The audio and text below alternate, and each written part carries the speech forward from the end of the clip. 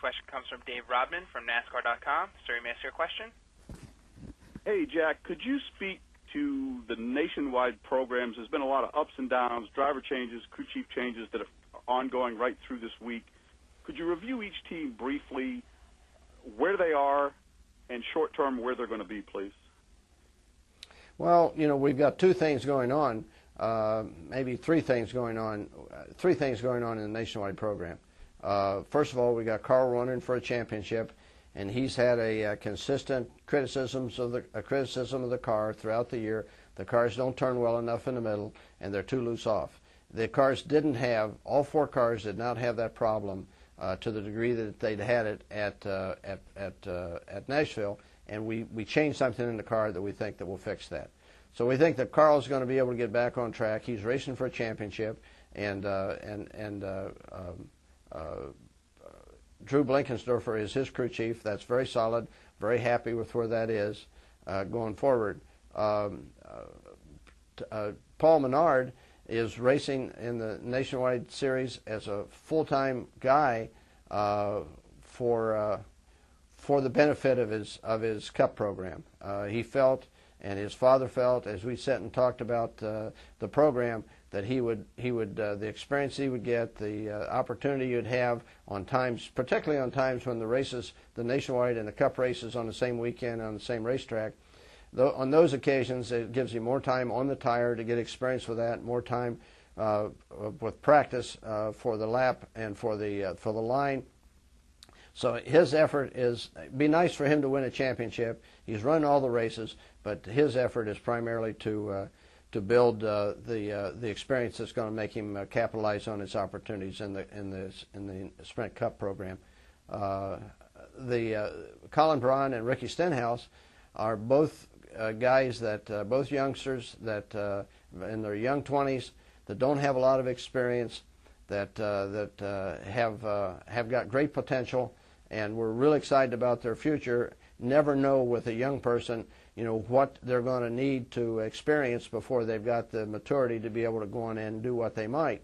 Colin and Ricky have both had more wrecks this year and more problems this year that were self-induced, that were associated with their lack of experience. So we've had them in the cars, out of the cars. We've tried different crew chiefs as we've tried to figure out what we could do to accelerate their maturing process.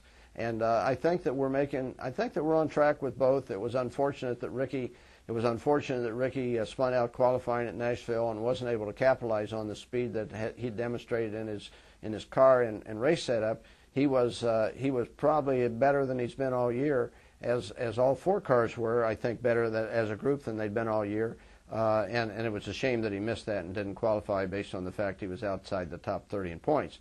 But the reason he was there was because he'd had so many wrecks. So we've had a lot of skull sessions. We've had a lot of wrapping our knuckles on the tabletops. We've had a lot of things that we've tried to do to encourage encourage the guys to mature at the absolute fastest rate, so that we can finish the races. We can let the crews have a chance to work on the cars, have the crew chiefs a chance to develop strategies that are not based on trying to finish the race, but being able to compete effectively with the cars. And we're going to see a totally different result in the second half of the year for both those guys than we've seen in the first year, I guarantee you. Stay tuned. It's going to get better. Excellent. Thank you. Our next question comes from Mike Hembry from SpeedTV.com. Sir, you may ask your question. Yeah, because you mentioned earlier about the new engine, the fact it's been so long since there has been one. Talk about the rollout of that this year. Would it have been possible to have more cars run the engine earlier in the year? Is that a question of inventory, or did you guys just want to test a few early? Talk about that process. Well, you know, as we developed the engine, and I'm saying Jack played a relatively small part in that. It was primarily Doug Yates and Dave Simon and the other support group back in Dearborn. Dave Simon, the Ford engineer, is on site in Mooresville here at the engine shop, but he's got a support group back in Michigan that helps purchase parts and helps with some of the design parts and some of the research side of it as well. So anyway, they did a nice job defining the engine. The last test that NASCAR did of where the engines were in relation to one another was last fall, and they took that isn't true. It was this spring.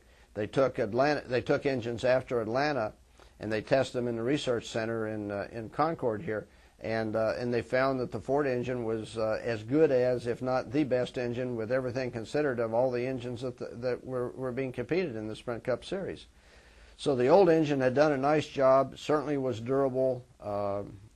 There was an opportunity to get better fuel economy, an opportunity to get better performance in the cooling area that the old engine didn't have in terms of its components, but it did an okay job. And as we went from the new engine of being, okay, here's the design, it meets NASCAR's parameters, it includes the science that we can bring to bear, finite element analysis and CFD for water flow and for airflow. A lot of the engineering tools that were used for the engine didn't exist when the old engine was developed 25, 30 years ago.